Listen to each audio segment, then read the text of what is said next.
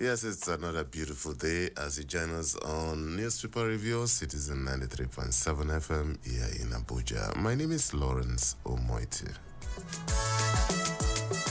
It promises to be another interesting time on radio as we navigate the pages of newspapers across the country with the guardians of our in-house analyst who is ready to help us make sense of some of the very interesting, controversial stories around the globe today. As usual, during the first half of the show, we will take a look at some of the headlines only. During the second half of the show, we will look at some of the stories in details.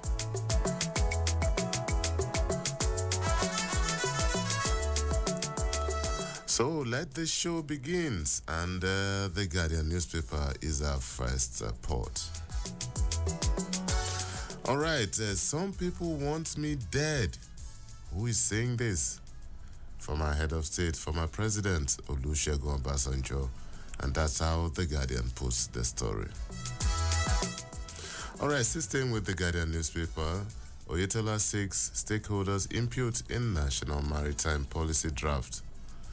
And Nasima Fort MBS report on GDP growth on employment. Nigeria needs to diversify its revenue streams, says Adedeji. And Labour Party leadership disowns interim executive committee. Governor Oyebanji urges UI to address nation's educational challenges. And Customs repatriates 21 stolen vehicles to Canada. NAFDAC PCN order relocation of drug markets in Kano. And Lagos shuts 100 health facilities over quackery.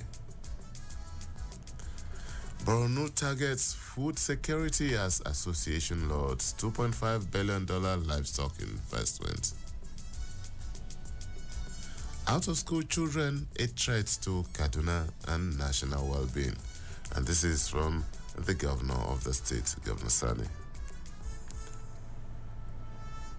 And commission issues fresh summons to Senator Zam and others.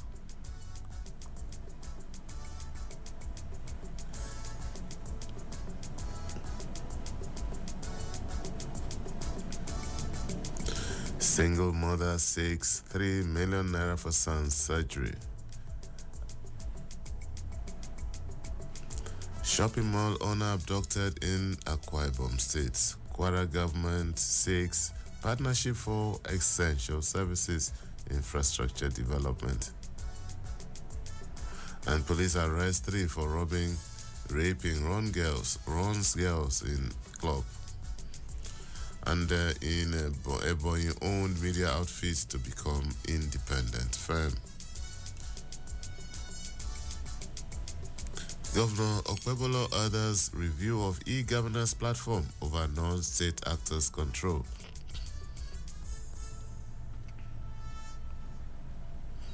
Anambra police arrest man with gun hidden in rice bag. Federal government to explore $10.3 trillion non-oil export opportunities.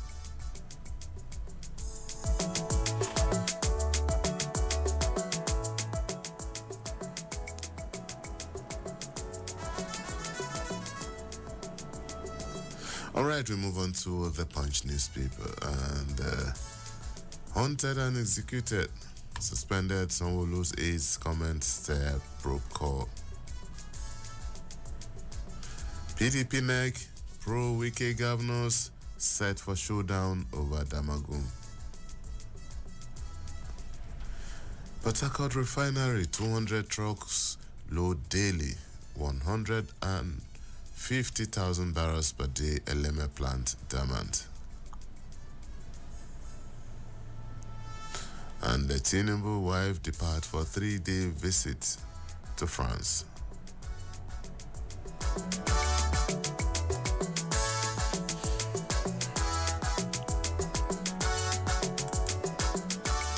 All right, the Tribune is next. NNPCL delivers Port Harcourt refinery. And tougher time for borrowers, pensioners as inflation interest rates gap widens. Okay, NBS report on 3.46% GDP growth decline in unemployment. Not true.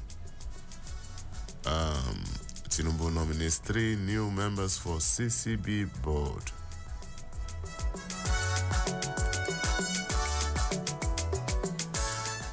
And we move on to the Nation newspaper now, and the lead story here: petrol rolls out again from Port Harcourt refinery 5 years after. And the REP 6 improved manufacturing in auto industry.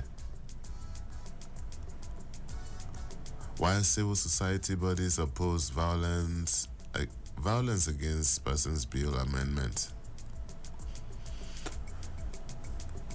Federal government non-oil exporters key to economy.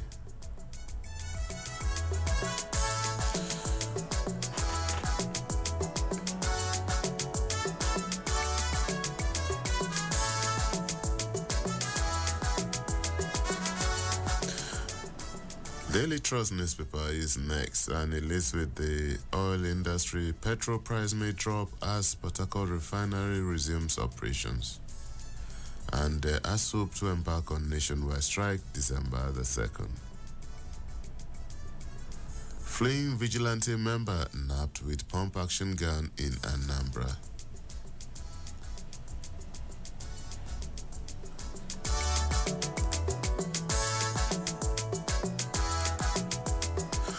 And okay, we move on to the Vanguard newspaper now, and the paper lists with the oil industry too. Local fuel capacity rises 860,000 barrels per day as Port Harcourt refinery rebounds.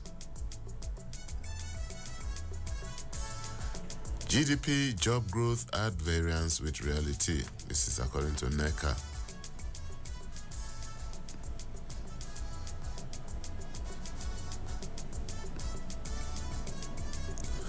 And the federal government lauds NLRS for contribution to nation's growth. And Naira rises to 1,755 in power market.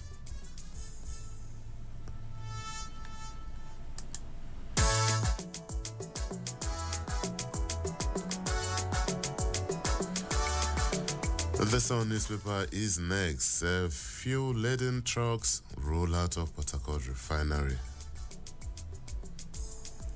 Improve safety standards for oil tankers. Lagos 2027 between Obasa and Sheyi Tinubu. And Akpabio urges China to increase aid flows to Nigeria. And Nigeria loses $1.1 billion to malaria annually. Damagun as PDP's about trust ahead of 2027 election.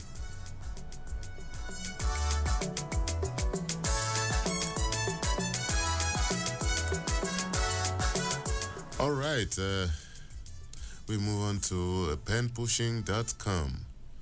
For some stories there now, and leads with the story: Governor Abiodun appoints 2 new permanent secretaries.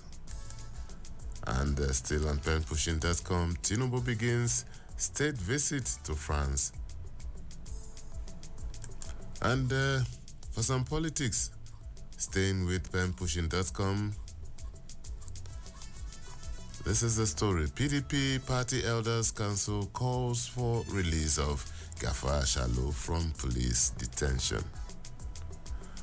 Okay, so those are some of the headlines on penpushing.com. You can check them out.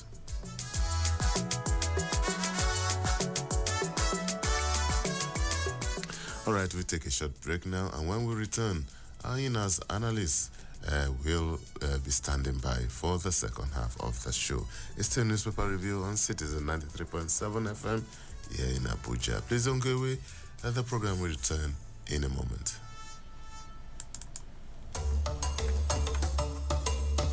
Hello, Abuja.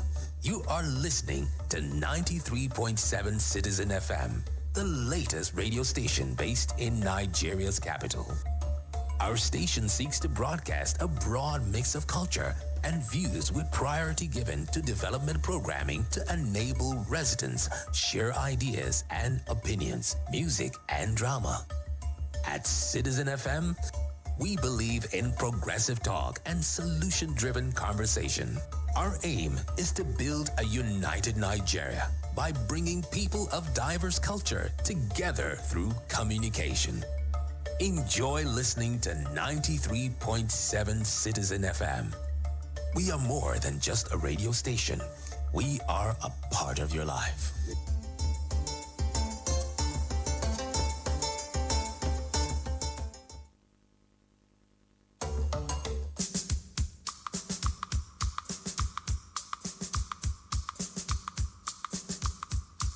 Oya oh my people, make una come gather here. Which kind tori una wan hear on top radio? Wetin dey catch fire on top social media? Bring am on top Make We Talk Am for Citizen 93.7 FM Abuja every Monday go reach Thursday, and the time na 5:10 wey be 10 minutes after 5. Make we talk am as e dey be.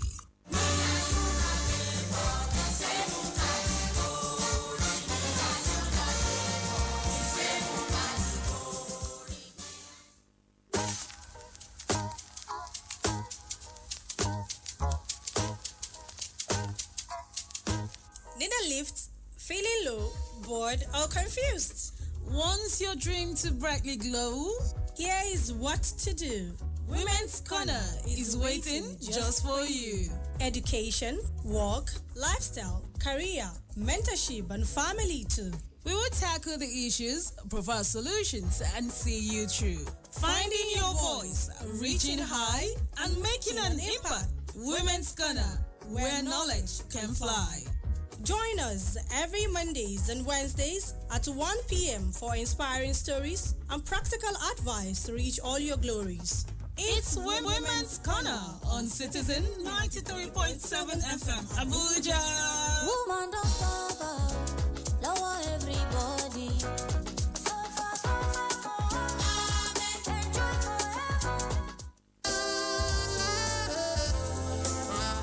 The issues. Everybody respected that because it was coming from the president. Theory behind it, the way the people took the battle in their hands. Some civil servant retired without a roof over his head. The cause. If we cannot trust you, then you cannot take the ticket of this country. Hussein cannot be divulged from those who cause the crime. Honestly. The passion. You must have national spread. So where is it? Why are you so concerned about that? He said money was... I never... No. The platform is always the same. Insight on Citizen FM 93.7. The source is constant. My name is Lawrence Umoite. There is always an opportunity. Tomorrow, Insight returns with another interesting... Insight with Lawrence Umoite on Citizen 93.7 FM Abuja. Be part of the experience.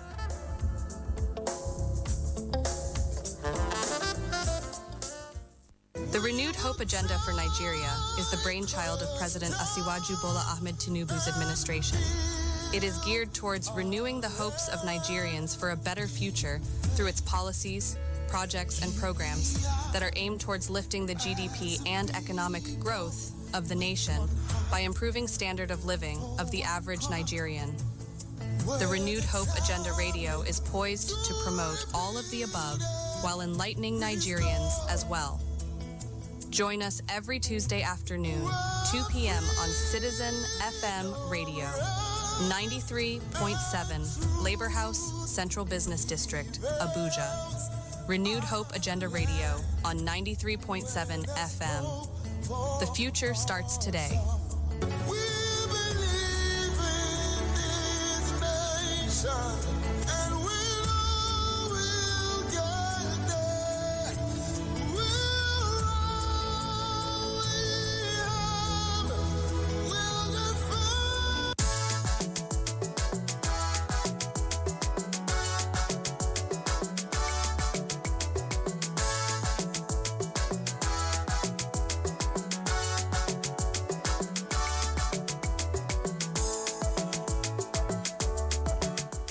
Yes, thank you so much for staying tuned. It's still Newspaper Review on Citizen 93.7 FM here in Abuja. And this is the part where we look at some of the stories in detail.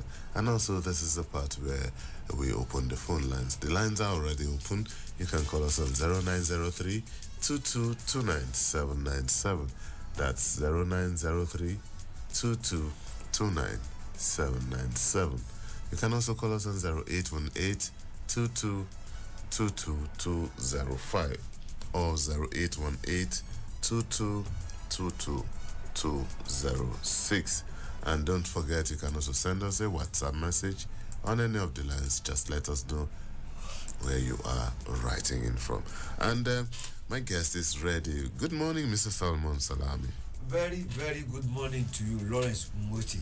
And good morning to you too, our teaming super citizen listeners. I hope you all slept well. Okay, and Mr. Salman is the Chief Operating Officer, Citizen 93.7, and as usual, he will help us navigate some of these stories on the pages of the newspaper. Mr. Salami, let's start with the Nation newspaper, and it leads with the oil industry story like many other newspapers. Petrol rolls out again from Port Harcourt refinery 5 years after. Like the Phoenix, the Port Harcourt refinery yesterday bounced back to life after shutting down for 5 years. The resumption of production was applauded by President Bola Tinubu, who said this development would rekindle hope of efficient fuel supply. Mrs. Salami. Honestly, I am very happy. And I want to believe that objective-minded and progressive-minded Nigerians will be happy. Happy because we have had several series of postponement. We've had a lot about the revitalization of that refinery. On so many occasions, it was hope rekindled, but hope dashed. But yesterday, petroleum rolls out, and to the delight of the patriotic Nigerians. Lawrence, do you know that quite many people did not celebrate this? And in fact, quite many people are still saying that it is a fluke. It was a lie. Why? Because they never believed that something good will still come out of this country. But we know that we are in for a good time. Over 200 trucks loaded fuel yesterday. And we are beginning to see the dividends, the bountiful dividends of democracy. We believe that it is true. The hope will be renewed. And of course we know when the supply is more than demand, clearly the price will drop.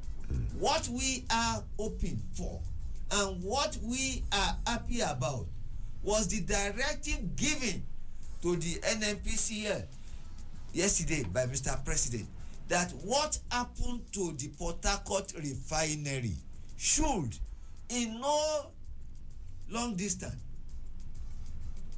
happen to the Warri and Kaduna refineries. Yes, we are marching on. We are beginning to see light at the end of the tunnel. I want to believe that this will be the beginning of Japada.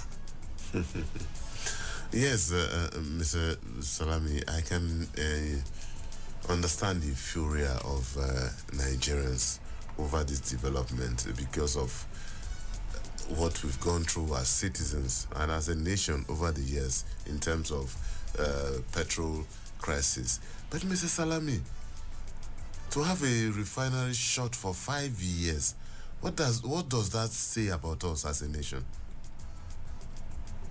It shows clearly how unserious we are as a nation.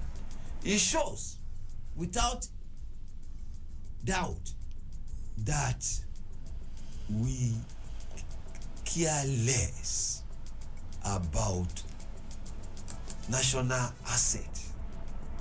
In fact, I was told by my teacher in primary school that everybody's business is nobody's business. In fact, I have now redefined it that government business seems to be nobody's business. And this is sad because if it were your personal property or your company, there's no way you will allow it to lie fallow for even one day. Just like the Ajaokuta steel rolling mill. The list is endless, Lawrence. The list is endless. But it is cheering that we have somebody who cares and who has shown us that he cares. For whatever happens, you could tell us that so government started it. It is not who started it. What is important is who completed it. And the determination to and say the that determination and the political will. Because I want to believe that it was in the interest of some people that this refinery does not work. It has worked. President Bola Ahmed Tinubu has put shame to those who do not wish this country well. Whether we like it or not, this country will work by the grace of God. Okay, and I like this directive, the directive of the president that other refineries should get cracking.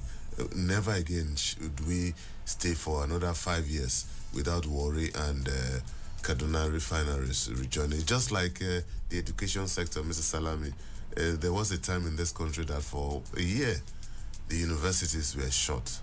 And during this administration, one of the focus of the administration is that never again will our campuses be shut. These are little things that give citizens some kind of hope that really somebody knows what time of day it is. But don't forget that we just read it now that ASUU is still gearing. Yeah, no, that doesn't stop threats of strike or even a day or 2 or 3. You cannot, these are not issues that you can do. But to have a prolonged, protracted shortage of universities for 1 year, Abba.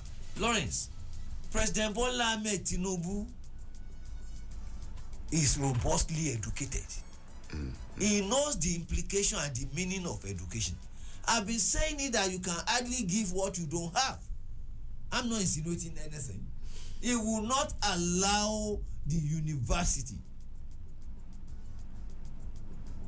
to close shop, not even for a day. He has been saying it and he has been doing it. You could see that there were threats and threats, but it was not carried out because it was what? Nipped in the bud. All right, let's move on to the Guardian newspaper, Mr. Sir. Meanwhile, the phone lines are still open. You can call us on 0903 22299797. You can also call us on 0818 222205 or 0818 222206. Mr. Salami, this story is another report that should make us worry. Out of school children, a threat to Kaduna national well-being, Sani says. Governor Uba Sani has identified the grooming population of out-of-school children as a threat to the survival and development of Kaduna State and the North in general. According to him, the large number of out-of-school children, including those with disabilities, is a significant challenge to inclusive development. The governor spoke while declaring open the Reaching Out of School Children Startup Workshops yesterday, listed what his administration has been doing to tackle the problem. He said the Kaduna State government has identified access to quality education and provision of infrastructure and key challenges to education sector in the northern state. Mr. Salami. It's worrisome. It is unsettling. It should be looked into. And I want to believe that this is another time bomb. We should not allow this one to explode. For if it does, we will be done for.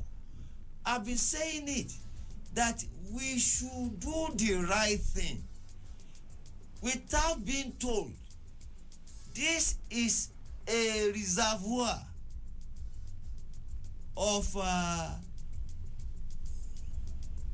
for the Boko Harams, the bandits, and they could recruit from these people in no short distance. I've been saying it, that education is key. In fact, as at today, it is a world, it is a knowledge-driven world. And we should not allow the world to pass us by. But if we sit idly and we don't do quality thing with our lives, it is not even just education. It is tech education now. Science-based education. That is where the world is going. And we should catch up with the world, because the world will not wait for us. I have been saying it. I'll continue to say it. That if we find it expedient to educate our own children, we should not allow other people's children to be out of school. It does not matter. The question is not whether don't they have parents. They do, no doubt about that. But that is not the issue now. We must be our brother's keeper. We may still find a way of tackling gross irresponsibility on the part of parents, but that will not stop us from doing the right thing now, because the future of those children who did not beg anybody to bring them to this world is at stake. And they will become a menace, a big challenge, and a problem to us if we don't take care of them. We must do that. We hold them that duty. That is the way to go. And we don't need to sermonize on this again. Yes, I agree with you, Mr. Solomon. There's virtually nothing to add there. This is a time bomb that nobody really wants, because you never know what will happen with this time bomb. And for those who believe in giving crumbs to some of these children anytime they are around, for those who believe in having them settle squabbles around the community, when the chicken goes home to roost, you know what will happen. It's something that I like, the fact that Governor Sani has been very consistent in his concern about this. Other leaders should also not just raise alarm, also do something. Governor Sani has told us what his government is doing. What are the other state governors doing? What are the local government chairmen doing? What are the elites in the region doing? What are so many other people? I know that a lot of civil society groups and NGOs are doing a lot, but other Nigerians should. This is not just something that is going to we wish away in a day. No matter what the government does, it's not going to go away in the next 1 or 2 years. It will take a consistent, intentional policy by the federal government, the state government, the local government, and other well-spirited Nigerians to make sure that this is addressed. And Mr. Salamis, let's stay with the Guardian newspaper. Some people want me dead, Obasanjo reveals. And this is a story that is worrisome. Former president of Nigeria, Olusegun Obasanjo, has said he woke up to rumors of his death. Oh. He said some people wrote on social media that he passed away midnight on Monday. He made this known while he was commissioning a project in Osun State. Governor Adeleke had invited Obasanjo to commission the road as part of activities marking the governor's second year in office. Speaking at the event, Obasanjo dispelled the death speculation, saying he was embittered to see people who wish him dead. Who is wishing our dear former president death, Mr. Salami? Well, I read it on Monday, and I read his response yesterday too. He dramatized everything. We have seen this before. Nnamdi Azikiwe was several times announced dead several times. And he said he was not in a hurry to leave this planet. This planet he knew. Where he was going, he did not know. So he would still stay for quite some time. And yes, he did. But whether we like it or not, it is not in our control. Only God determines who lives and who dies. But I want to reiterate here that we should not wish anybody dead. It is not a good way of behavior. That is gross irresponsibility on the part of the social media handlers and activists. Well, I've been telling people that what is freedom without control? Social media needs to be regulated, whether we like it or not. We should not allow them to continue with fake news. It is not only a social embarrassment, it's a national one. And it is immoral too to announce somebody's death. You have done that in your capacity as who? Yes. Baba Obasanjo is not immortal. He has not told anybody. But his time and when he will leave is not in your hand.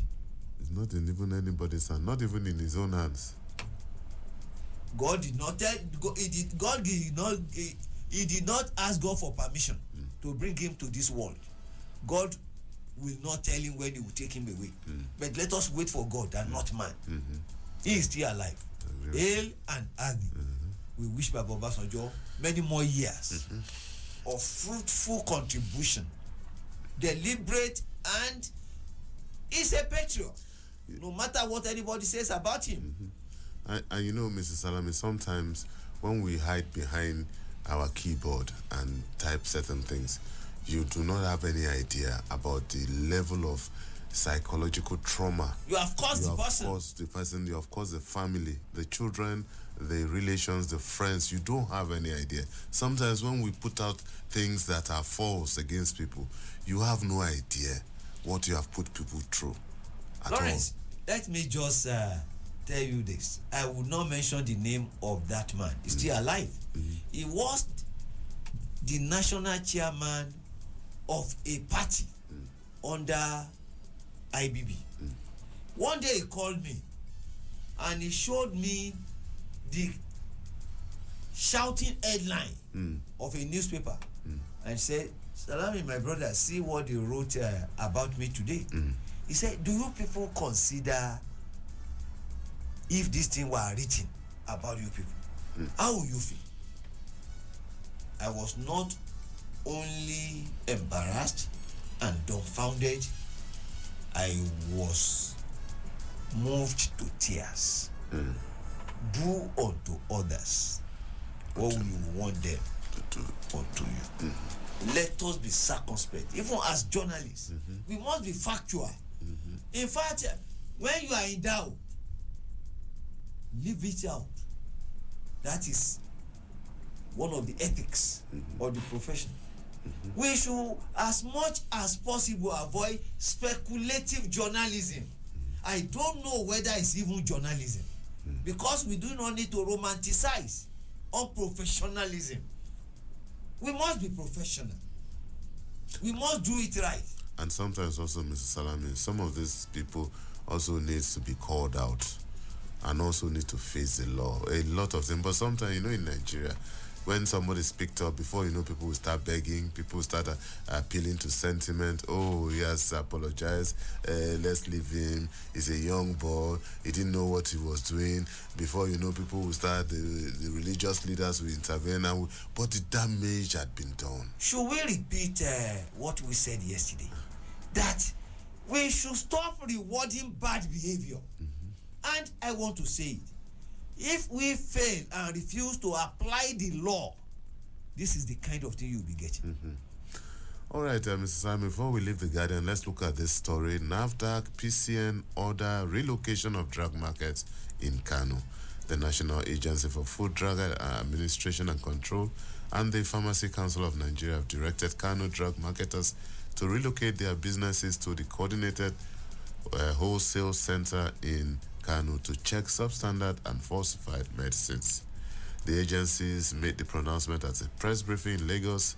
NAFDAC's Director General Professor Mojisola Adeyeye and the PCN registrar said open drug markets such as those in Sabongari, Malam Kato, and others contribute to circulation of substandard drugs, leading to treatment failures and preventable death. This is proactive from NAFDAC and PCN, Mr. Salami. Lawrence, you see, I've been saying it that this country will move forward. It's not a wishful thinking. Why am I saying this? NDLEA and NAFDAC, they stand out. There are quite many others. But I picked on these two because it is self-evident that these agencies are trailblazers. They are doing very well. They are not only proactive, because we all know that prevention is not only better than cure, it is cheaper. I want all the other agencies, government agencies, to please stand up, wake up, and see these two agencies as role models. You two should know that they have challenged you that yes, things can work in this country. It is a matter of visionary leadership. All right, the phone lines are still open. You can call us on 0903 2229797. You can also call us on 0818 2222205 or 0818 2222206. Mr. Salam, let's move on to the Punch newspaper. And for some politics now, and PDP NEC, pro-Wike governors set for showdown over Damagu. The crisis within the People's Democratic Party may not end soon, as the members of the National Executive Council of the party are set for a showdown with the faction led by former Rivers State Governor Nyesom Wike over the continued stay in office of the acting national chairman, Umar Damagu. This comes as the allies of Wike and the Oyo State Governor, Sheyi Makinde, continue to dominate the party's ward and state structures. Mr. Salami, is there really going to be an end to this ding-dong affair in this party? There can never be, and I don't even hope there should be. What would they be doing? There must be politics, and politicians must politic. You see, the beauty of it is this. They all know what they are doing. And what I want us to achieve is being a pawn in this chess game. You know what I'm saying? Let us enjoy it. It is politics. But then it should not be played at the expense of the nation. Whatever they do, they should know that Nigeria comes first.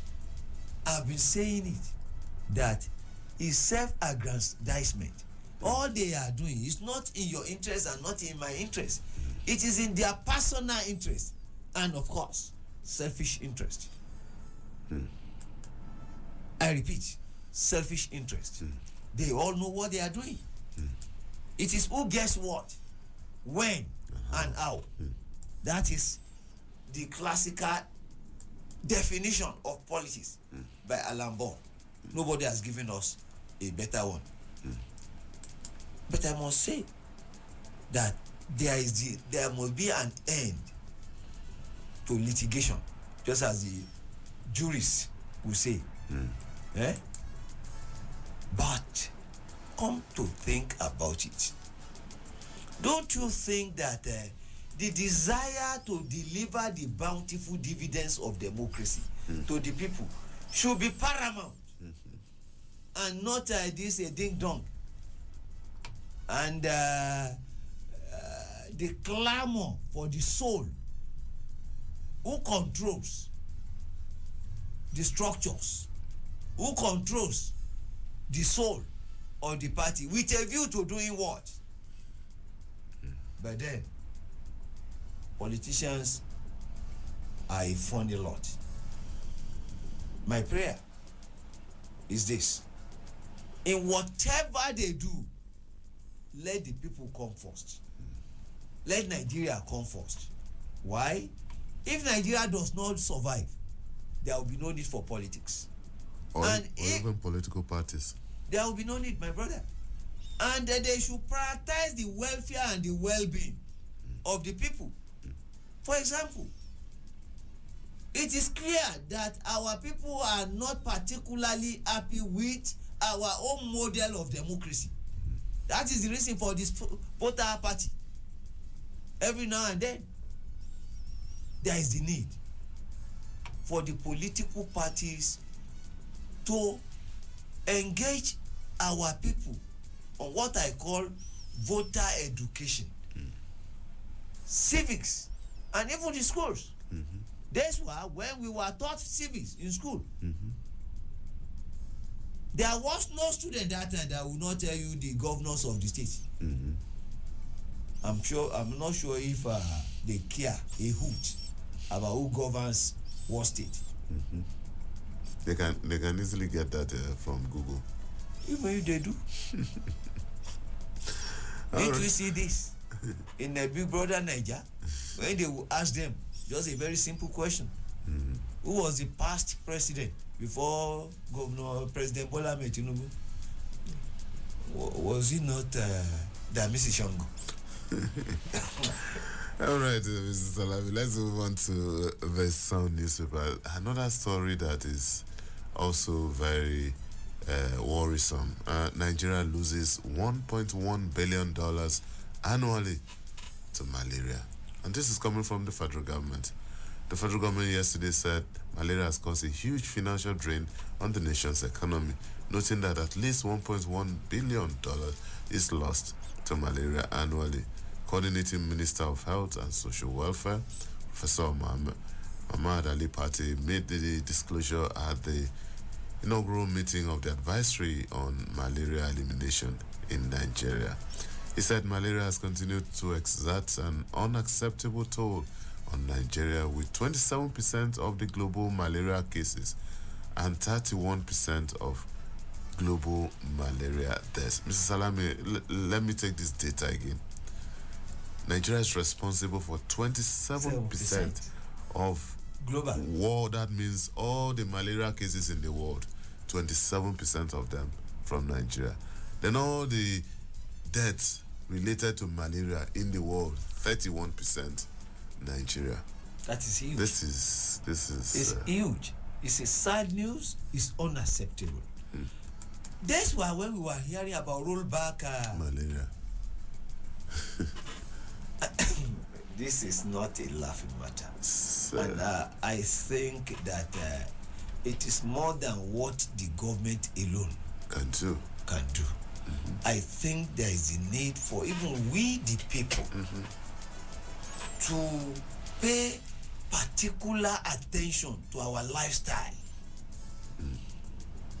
When we were young, we were told about how to prevent malaria through lifestyle. Don't allow water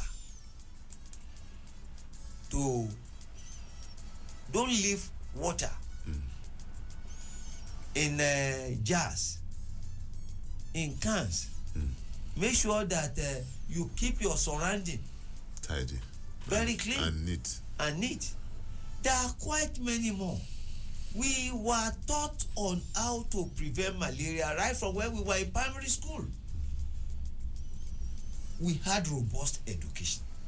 And the kind of funds that has gone down the drain in preventing malaria is gargantuan.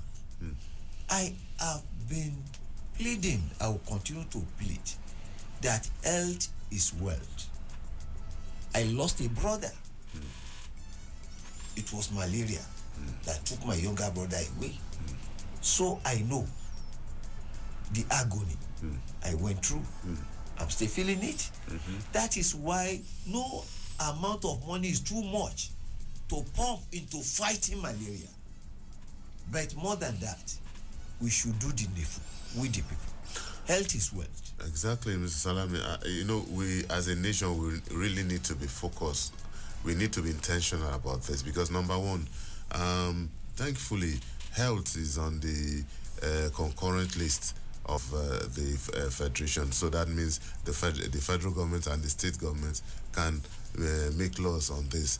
But when we are talking about malaria, the onus lie on the local government and the state government to tackle this. Yes, the federal government can provide broad national policies, interventions here and there, but we need, because at the end of the day, Mr. Salami, nothing infuriates me to hear somebody, I'm not feeling well, I went to National Hospital, what is wrong with you? I'm treating malaria. Who does that? Who goes to a tertiary institution to treat malaria? And you put pressure on the tertiary institution, and when people who have complicated heart diseases, who have brain problems and very complicated health issues are not attended to, because 90% of the people who are coming in are trying to treat typhoid and malaria and so many other things. We really need to wake up and make sure that health care services at the local levels are accessible to a lot, especially pregnant women and children. Lawrence, do we still have health centers? We should. I don't know how functional they are, but I know that a couple of places, I've seen a few of them, but I don't know the state of them. When we were in primary school, if anything happened that time, we will be asked to go to the health center. Not even to the general hospital. Let alone, in fact, I wonder, the teaching hospitals, if there were any that time, they were very far and very few. You could count them. But I am telling you that there are quite a lot of things that could be tackled at the local government level. And malaria is one of such things. And of course, the malaria drugs too should be affordable, accessible. And if I do not even know whether it is too much of a thing to be gotten free of charge. There were donor agencies. There are still donor agencies, especially for pregnant women and children.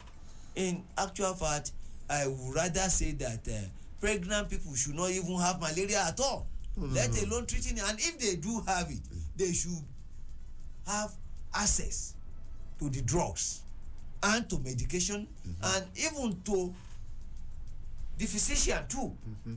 It should be diagnosed on time, because it has a debilitating effect on pregnancy. We should take life serious. Life cannot be duplicated. It has no duplicate. Malaria kills, because I know. And I want the local government, especially the chairmen in all the 774 local governments and the councillors, should pay particular attention to the prevention and reduction of the incidence of malaria in Nigeria. That much we can do. Exactly. It's not rocket science. And of course, we the people, I always emphasize that we the people, it's your life force. Take charge. Life has no spare part. There is no duplicate. Of all diseases, malaria should not. And if it happens, it should be very, very exceptional cases. But as much as possible, let us roll back malaria. Well, that's very apt, Mr. Salami. Thank you so much. It's always a pleasure to have you on the show. Thank you very much too. And I still plead with our super citizen listeners, please don't make this a monologue. It is a conversation, daily conversation, and we will continue to give you the best. All right, that's the package on the show today. Tomorrow is another day. Let's make it on time. 7 a.m. bright and early. My name is Lawrence. I'm going to enjoy the rest of your day.